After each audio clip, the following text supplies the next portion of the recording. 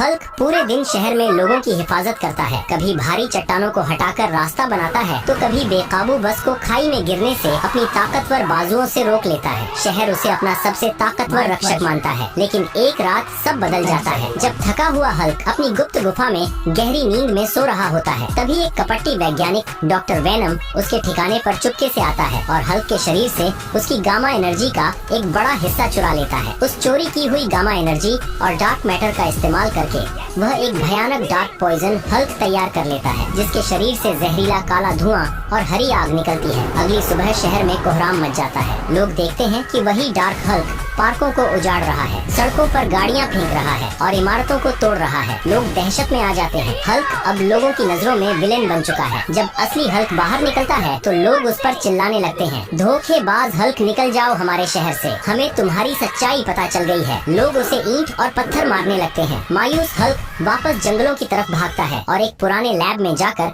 अपनी स्थिति को समझता है। उसे पता चलता है कि डार्क पॉइजन हल्क को हराने के लिए उसे अपनी बची हुई शक्ति को एक नए गामा टाइटन आर्मर में बदलना होगा। कड़ी मेहनत के बाद हल्क एक चमकदार सुनहरे और हरे रंग का गामा टाइटन आर्मर तैयार करता है। जैसे ही वह यह कवच पहनता है, धरती कांपने लगती है और उसकी ताकत दोगुनी हो जाती है। वह डार्क पॉइजन हल्क से भिड़ने के लिए शहर के बीचों बीच पहुंचता है। उधर डॉक्टर वेनम भी अपने डार्क हल्क के साथ तैयार था। दोनों के बीच भयंकर टक्कर होती है। एक मुक्के से जमीन फट जाती है और दूसरे से आसमान गूंज उठता है। लेकिन धीरे धीरे असली हल्क की सांसें फूलने लगती हैं, क्योंकि गामा टाइटन आर्मर की असली ताकत लोगों के भरोसे और प्यार से ही जागती है। तभी हल्क गिरते गिरते लोगों से कहता है, दोस्तों मेरी शक्ति खत्म हो रही है, प्लीज जल्दी लाइक और सब्सक्राइब कर दो वरना बुराई जीत जाएगी। फ्रेंड्स